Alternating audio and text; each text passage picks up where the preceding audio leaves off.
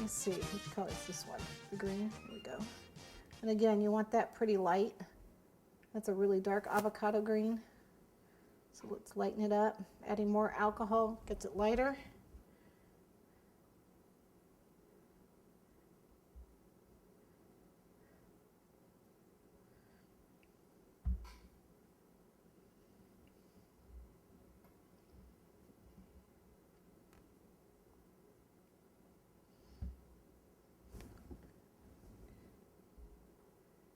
He's holding that in his little talons there.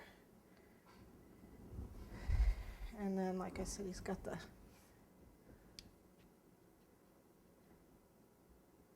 that makes it kind of a gold, doesn't it? And a little bit of that green, and you got the kind of the color you want here. Trying to think of what's behind here.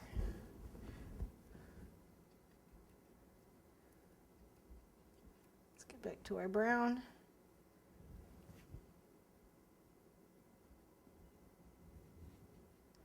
These edges.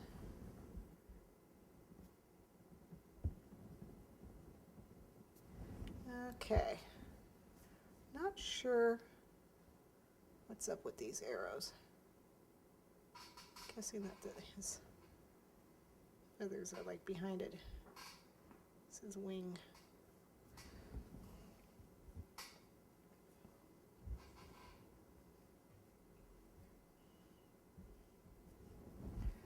Well, that's fairly good. Okay, and then we want a black dot for the eyes. We use the marker for that. The food marker is definitely the way to go. Okay, so there he is. You really want to get fancy, boy, you can, be artistic and paint all the lines and outlines and get, really artistic with him. But that's basically what I wanted for my eagle. He's going to go on the top. Okay, let me get the paints out of the way. Put them over here. Ugh. Okay. And we're going to bring our cake over.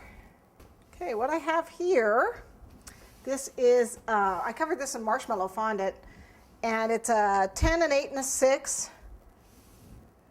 And believe it or not, it's all royal blue, but for some of the 10-inch must have been a little thinner, so it didn't quite come out as dark as I would have liked all the way through. But if you have an airbrush, you can airbrush it. This is good for our purposes. It matches, it matches our royal blue, and it goes well with our insignias that we've got here. So we're going to go ahead and do the border around the base here, which is going to be fondant in my clay gun. So I've got the rope. Should have done this in yellow probably.